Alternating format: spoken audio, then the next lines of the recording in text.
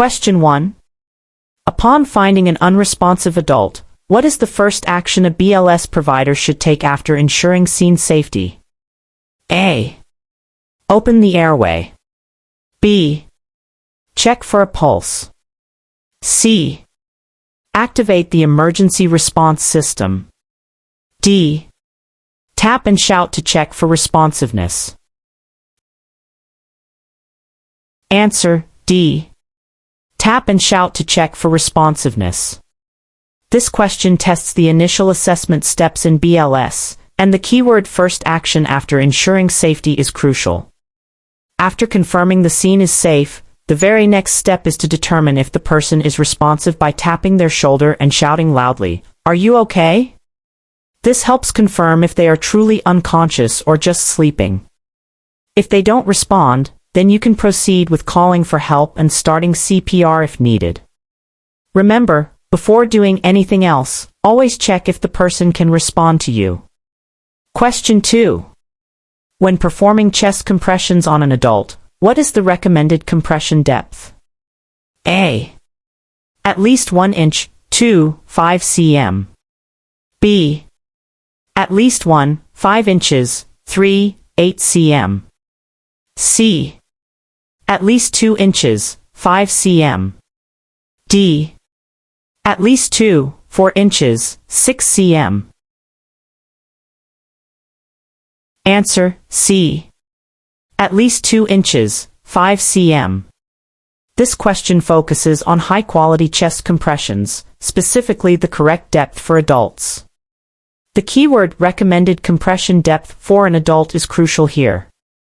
To effectively circulate blood during CPR, compressions must be at least 2 inches deep, but no more than 4 inches. This depth is necessary to adequately compress the heart and pump blood to the vital organs. Imagine trying to squeeze a water bottle to get the water out. You need a good, deep squeeze. Always aim for deep compressions to give the best chance of survival. Question 3. What is the correct rate of chest compressions for all age groups, adults, children, and infants, during CPR? A. 60 to 80 compressions per minute. B. 80 to 100 compressions per minute. C. 100 to 120 compressions per minute. D. 120 to 140 compressions per minute. Answer C. 100 to 120 compressions per minute. This question tests your knowledge of the correct compression rate, which is a consistent guideline across all age groups in BLS. The keyword rate of chest compressions for all age groups highlights this universal standard. High-quality CPR requires compressions at a consistent rate of 100 to 120 per minute to maximize blood flow to the brain and other vital organs. A common tip is to compress to the beat of the song "Stayin' Alive" to help maintain this rhythm. Remember, faster is not always better. Consistent, quality compressions are key. Question 4. When should the AED, automated external defibrillator, be applied to an adult victim? A. After 5 cycles of CPR. B. As soon as it is available. C. Only if the victim is not breathing. D. After verifying a shockable rhythm with a manual defibrillator. Answer B. As soon as it is available. This question focuses on the crucial timing of AED use in adult cardiac arrest. The phrase, "When should the AED be applied?" is key. The most effective use of an AED is to apply it and follow its prompts as soon as it arrives on the scene, minimizing interruptions to chest compressions. Early defibrillation significantly increases the chances of survival for someone in cardiac arrest. Don't wait, get those pads on and let the AED analyze the rhythm right away. Question 5. How long should each rescue breath last when delivering ventilations to an adult? A. 0.5 second. B. 1 second. C. 1.5 seconds. D. 2 seconds. Answer B. 1 second. This question addresses the proper technique for delivering rescue breaths, a vital component of BLS. The keyword "how long should each rescue breath last" is important. Each rescue breath should be delivered over approximately 1 second, making the chest rise visibly. Delivering breaths too quickly or forcefully can cause air to enter the stomach, leading to complications like vomiting. Think of it as a gentle, steady breath to inflate the lungs. Focus on seeing that chest rise to confirm the breath was effective. Question 6.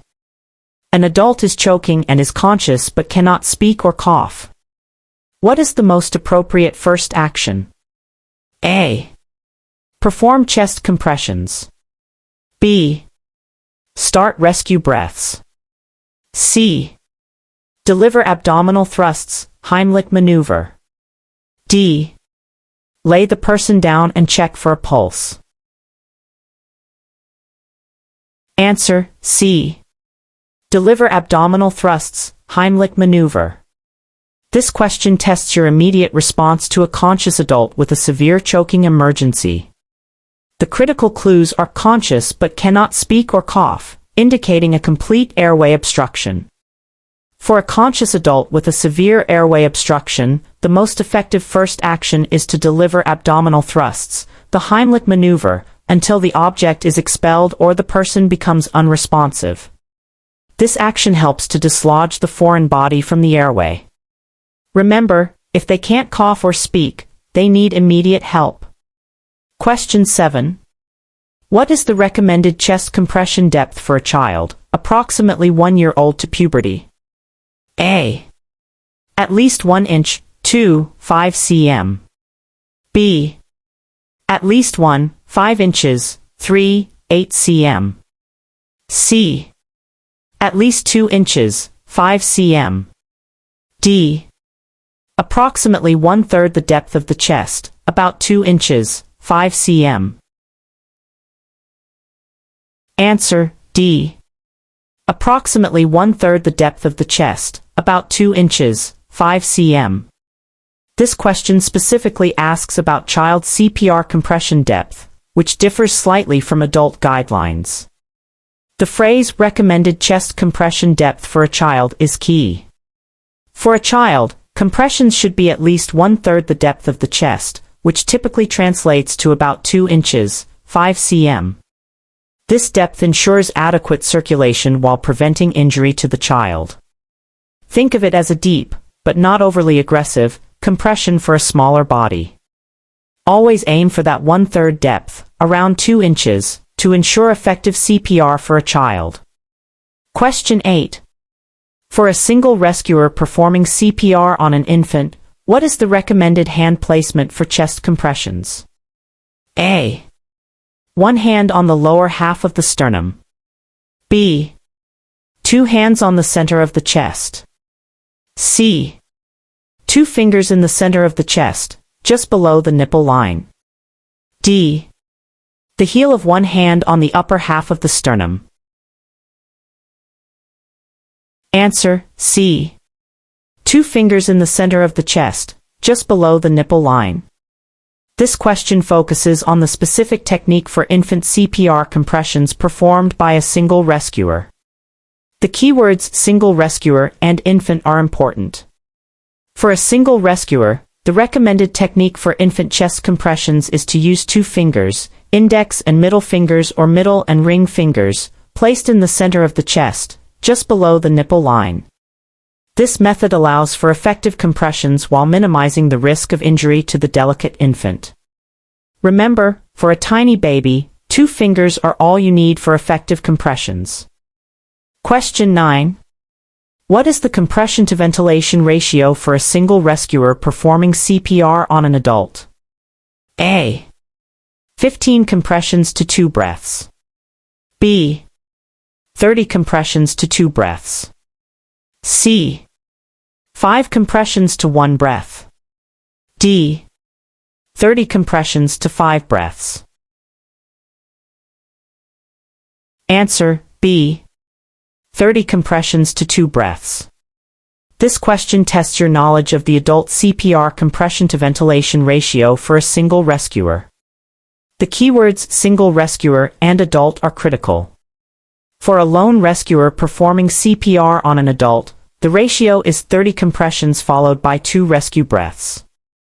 This ratio maximizes chest compressions while still providing necessary ventilation.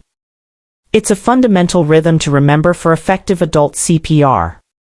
Always aim for that 30 and 2 cycle when you're the only one performing CPR on an adult. Question 10. For 2 rescuers performing CPR on an adult, what is the compression to ventilation ratio? A. 15 compressions to 2 breaths. B.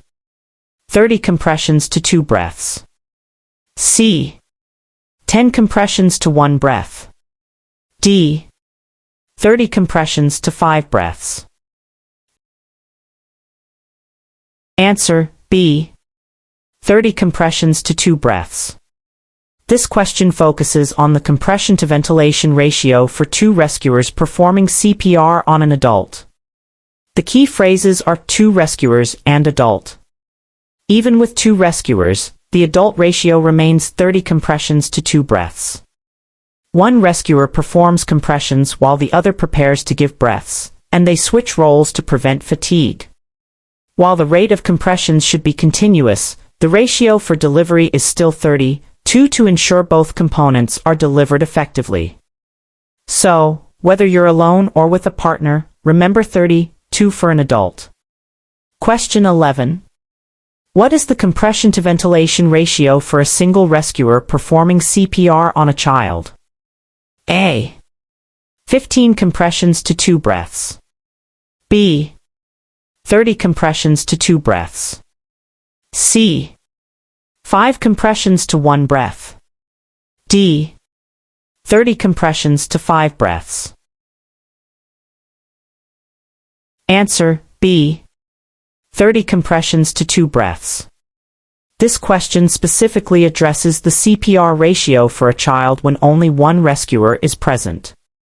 The keywords single rescuer and child are important.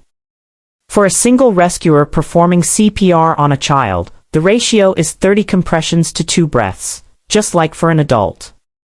This consistency simplifies the guidelines for individual rescuers across both adult and child age groups. It's easy to remember. If you're alone, it's always 30 and 2 for adults and children. Question 12. For 2 rescuers performing CPR on a child or infant, what is the compression to ventilation ratio? A. 15 compressions to 2 breaths. B. 30 compressions to 2 breaths.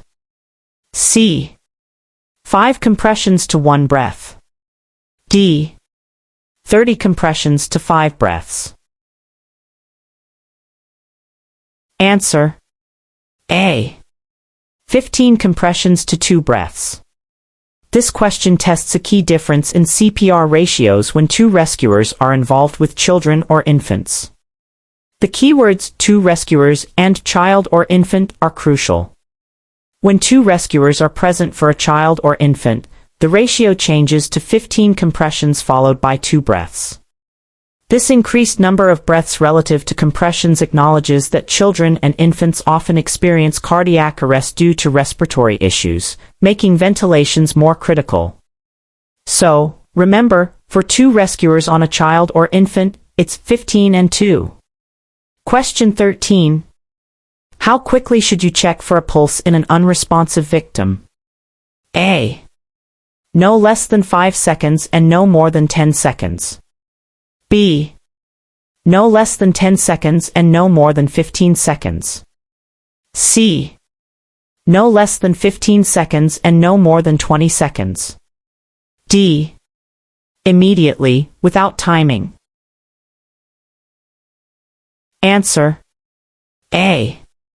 No less than 5 seconds and no more than 10 seconds. This question focuses on the critical skill of quickly assessing for a pulse in an unresponsive person. The phrase, how quickly should you check for a pulse, emphasizes the time limit. When checking for a pulse, it's important to do so for no less than 5 seconds but no more than 10 seconds. If you don't feel a pulse within this time frame, or if you're unsure, you should assume there isn't one and begin chest compressions immediately. Prompt assessment prevents delays in starting life-saving CPR. Don't waste precious time searching. If in doubt, start compressions. Question 14. What is the correct way to open the airway of an unresponsive victim who does not have a suspected neck injury? A. Jaw thrust maneuver. B. Head tilt chin lift maneuver. C. Lift the chin only. D. Hyperextend the neck fully. Answer, B. Head tilt chin lift maneuver. This question addresses the standard technique for opening an airway in the absence of a suspected neck injury. The keyword correct way to open the airway and the crucial detail does not have a suspected neck injury are important. For an unresponsive person without a suspected neck injury, the head tilt chin lift maneuver is the recommended method to open the airway, moving the tongue away from the back of the throat. This simple action can dramatically improve breathing. Remember, head tilt chin lift is your go-to unless there's a possible neck injury. Question 15. What is the primary sign of cardiac arrest in an adult? A. Slow, weak pulse. B. Agonal breaths and unresponsiveness. C. Pale, sweaty skin. D. Complaint of chest pain. Answer, B. Agonal breaths and unresponsiveness. This question tests your ability to quickly identify the definitive signs of cardiac arrest. The keywords primary sign of cardiac arrest are essential. The primary signs of cardiac arrest are unresponsiveness and abnormal or absent breathing, which often includes agonal gasps, gasping or snorting sounds that are not effective breathing. Recognizing these signs quickly is crucial for initiating CPR immediately. If someone is unresponsive and only gasping, assume cardiac arrest and start compressions. Question 16. What should a rescuer do immediately after an AED delivers a shock?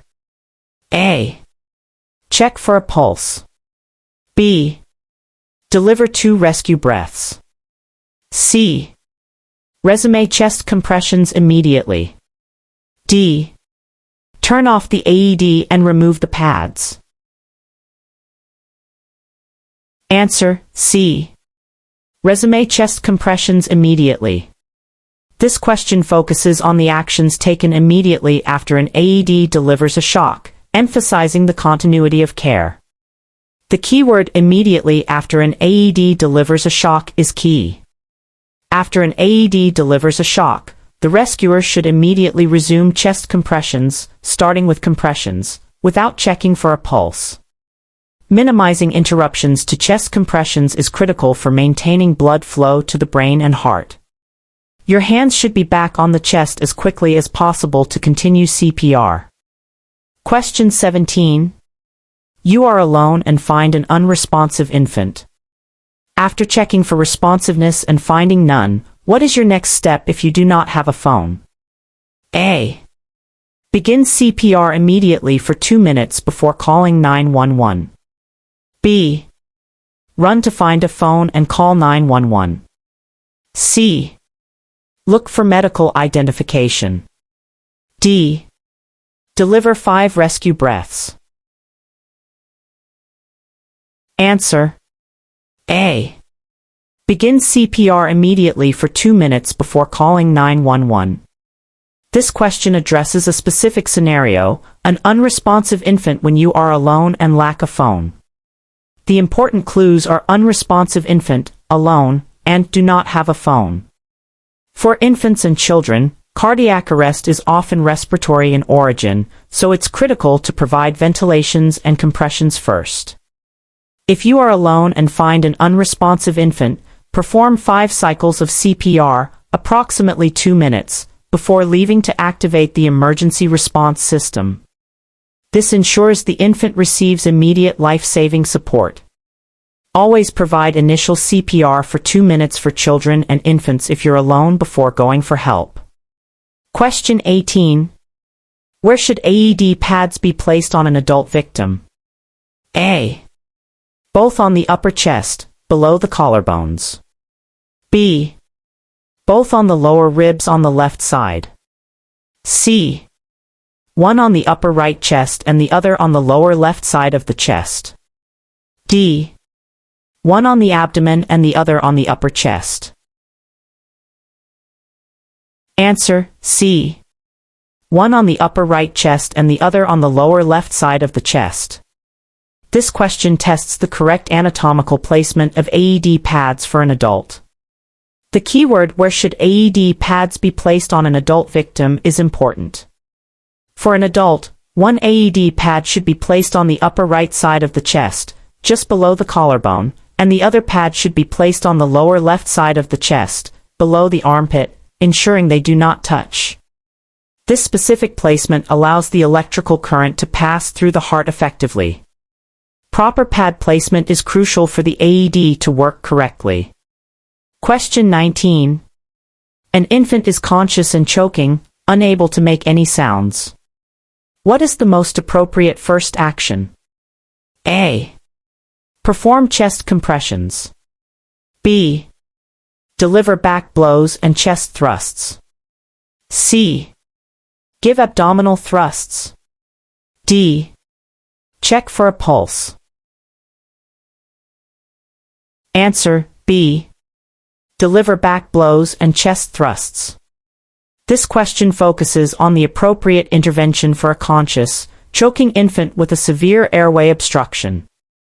The keywords conscious infant and choking, unable to make any sounds indicate a severe obstruction. For a conscious infant with a severe airway obstruction, the most appropriate action is to deliver a sequence of 5 back blows followed by 5 chest thrusts. This combination helps to dislodge the foreign object. Remember the 5 and 5 technique for a choking baby. Question 20. When performing chest compressions, what does allowing for complete chest recoil mean? A. Stopping compressions periodically to check for a pulse. B. Lifting your hands completely off the chest between compressions. C. Ensuring the chest fully expands back to its normal position after each compression. D. Compressing the chest slowly and steadily. Answer, C. Ensuring the chest fully expands back to its normal position after each compression. This question addresses a critical component of high-quality CPR, chest recoil. The phrase "allowing for complete chest recoil" highlights this concept. Complete chest recoil means allowing the chest to fully re-expand to its normal position after each compression, which is essential for the heart to refill with blood between compressions. Incomplete recoil reduces blood flow and makes compressions less effective. Think of the heart needing to fully bounce back to fill up with blood for the next pump. Don't lean on the chest, let it fully recoil every time. Question 21. What is the purpose of the jaw thrust maneuver? A. To check for responsiveness. B. To open the airway when a neck injury is suspected. C. To provide rescue breaths. D. To assess breathing effectiveness. Answer, B. To open the airway when a neck injury is suspected. This question tests your knowledge of alternative airway opening techniques and their specific indications. The keyword "purpose of the jaw thrust maneuver" is important. The jaw thrust maneuver is used to open the airway when a neck injury is suspected, as it minimizes neck movement, unlike the head tilt chin lift. This maneuver helps to protect the spinal cord in trauma victims. If you suspect a neck injury, remember, the jaw thrust is your safest bet for opening the airway. Question 22. What is the maximum duration for a pulse check in any victim, adult, child, or infant? A. 5 seconds. B. 10 seconds. C. 15 seconds. D. 20 seconds. Answer, B. 10 seconds. This question reinforces the maximum allowable time for a pulse check, a critical factor in minimizing delays to CPR. The keyword maximum duration for a pulse check emphasizes the time limit. When checking for a pulse, it should not take longer than 10 seconds. If you cannot definitively feel a pulse within 10 seconds, or if you are unsure, you should assume there is no pulse and begin chest compressions immediately. Prompt action is vital. Don't delay CPR by overchecking for a pulse. Question 23. You are performing CPR on an adult, and another rescuer arrives. What is the most important action the new rescuer should take to help? A. Take over compressions immediately. B. Prepare to give ventilations. C. Call 911 again. D. Monitor the victim's pulse.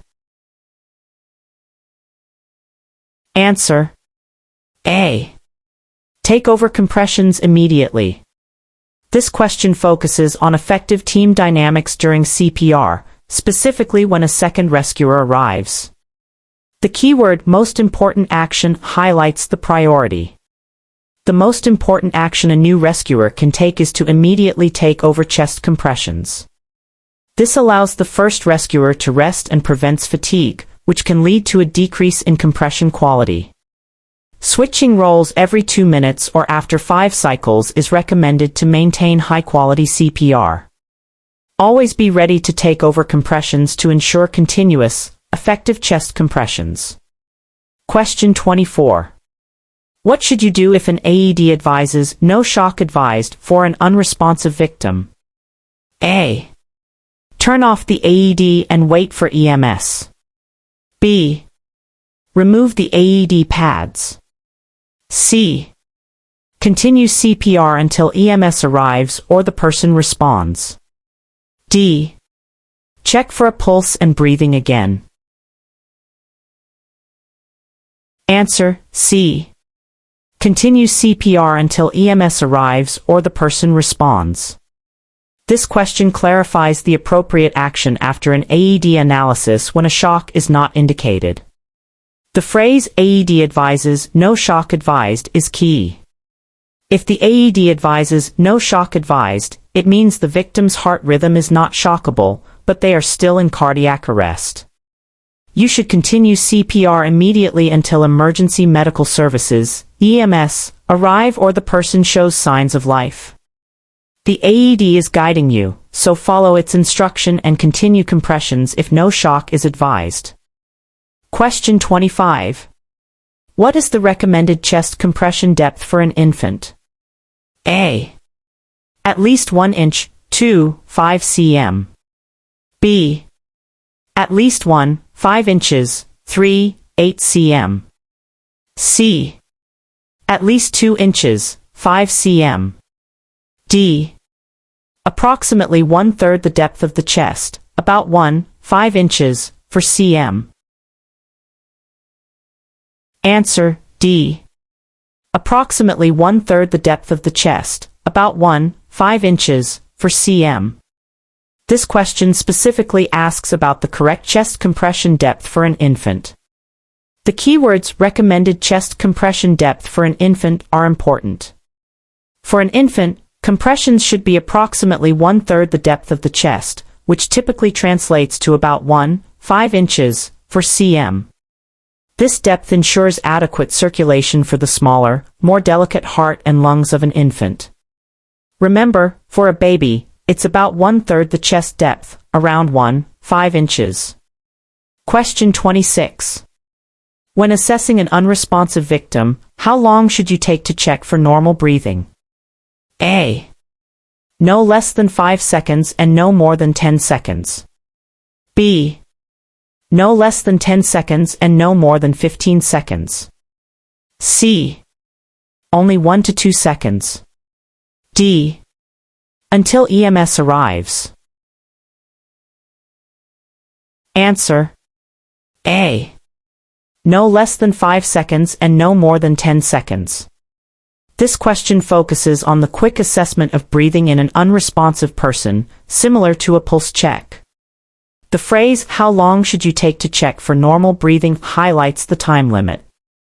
After checking responsiveness, you should quickly check for normal breathing for no less than 5 seconds and no more than 10 seconds.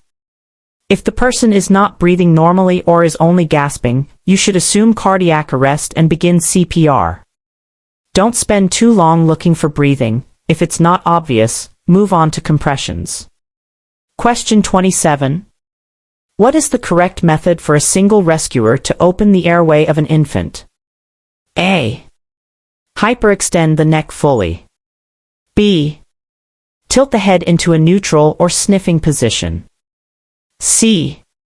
Perform a jaw thrust maneuver. D. Gently lift the chin without tilting the head. Answer, B. Tilt the head into a neutral or sniffing position. This question tests the specific technique for opening an infant's airway, which differs from adults due to anatomical differences. The keywords single rescuer and open the airway of an infant are important.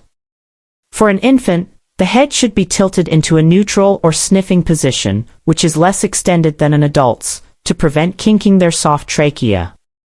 Overextension can actually close their airway. Remember, for a baby, it's just a gentle head tilt to the sniffing position. Question 28.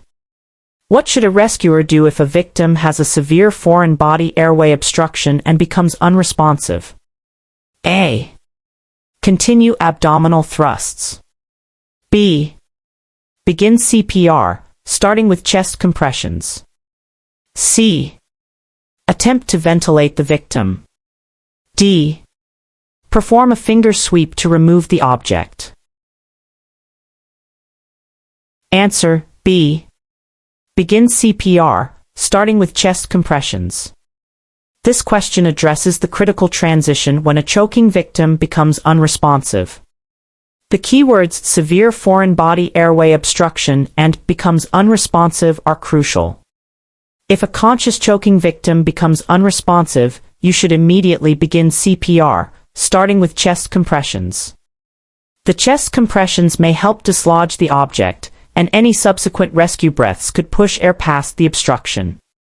Never perform a blind finger sweep unless you can see the object. Question 29.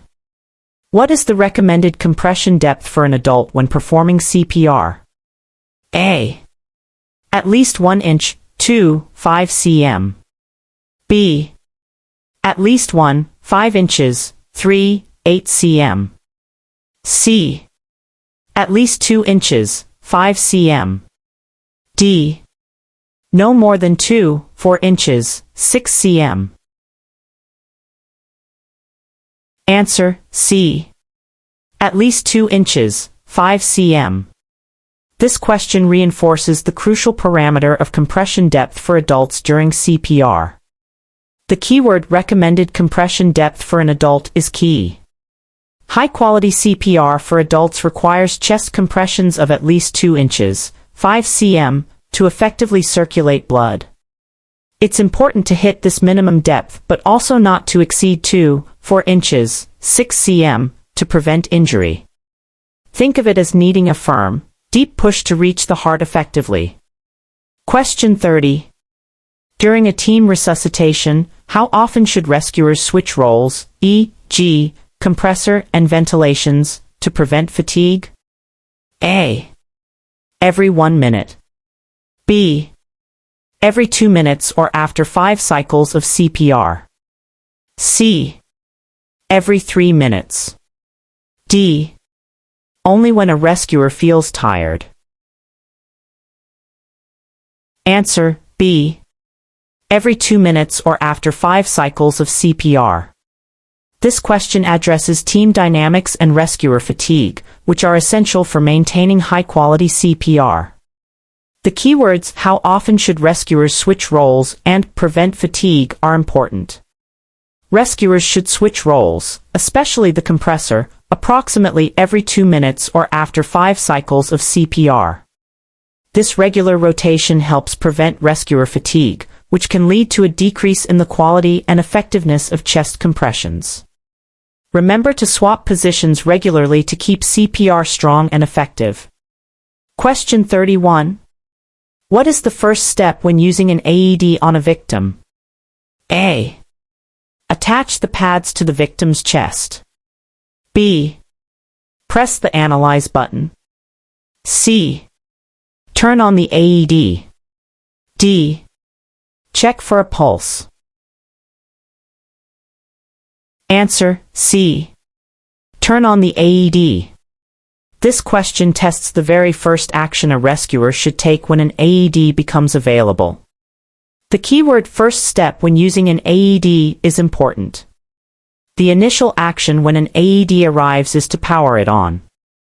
Once on, the AED will provide clear voice and visual prompts to guide the rescuer through the subsequent steps. Always start by turning on the machine. It will then tell you what to do next. Question 32. You witness an adult suddenly collapse. After ensuring scene safety and confirming unresponsiveness, what is your next immediate action? A. Begin chest compressions. B. Activate the emergency response system, call 911. C. Open the airway. D. Check for a pulse. Answer, B. Activate the emergency response system, call 911. This question highlights the critical call-first approach for witnessed adult collapse. The keywords witness an adult suddenly collapse and next immediate action are crucial. If you witness an adult suddenly collapse, the most immediate next step after confirming unresponsiveness and scene safety is to activate the emergency response system, call 911, and get an AED, if available. Early activation ensures professional help arrives quickly. For a witnessed adult collapse, remember to call first, then do CPR. Question 33. When performing CPR on a pregnant woman, what modification should be considered? A. Position the woman flat on her back for better compressions. B. Manually displace the uterus to the left side. C. Avoid using an AED due to risk to the fetus. D. Deliver fewer, but deeper, compressions. Answer, B. Manually displace the uterus to the left side. This question addresses a specific modification for CPR in a pregnant victim. The keywords CPR on a pregnant woman and modification are important.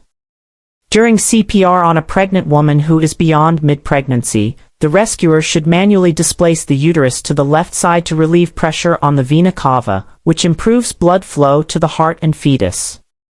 Standard CPR compressions and AED use are still vital. Remember to shift the uterus to the left to help both mother and baby. Question 34. What is the appropriate hand placement for chest compressions on a child, 1 year to puberty? A. 2 fingers in the center of the chest. B. The heel of one hand or 2 hands on the lower half of the sternum. C. Both hands interlaced over the sternum. D. The heel of one hand on the upper half of the sternum. Answer, B. The heel of one hand or 2 hands on the lower half of the sternum. This question focuses on the correct hand placement for child CPR compressions. The keywords appropriate hand placement and child, 1 year to puberty, are important. For a child, you can use the heel of one hand or 2 hands, if needed to achieve adequate depth, placed on the lower half of the sternum, similar to an adult. The choice depends on the child's size and the rescuer's ability to achieve the correct compression depth. Use 1 or 2 hands as needed to ensure effective compressions for a child. Question 35. What is the chest compression fraction goal during high-quality CPR? A.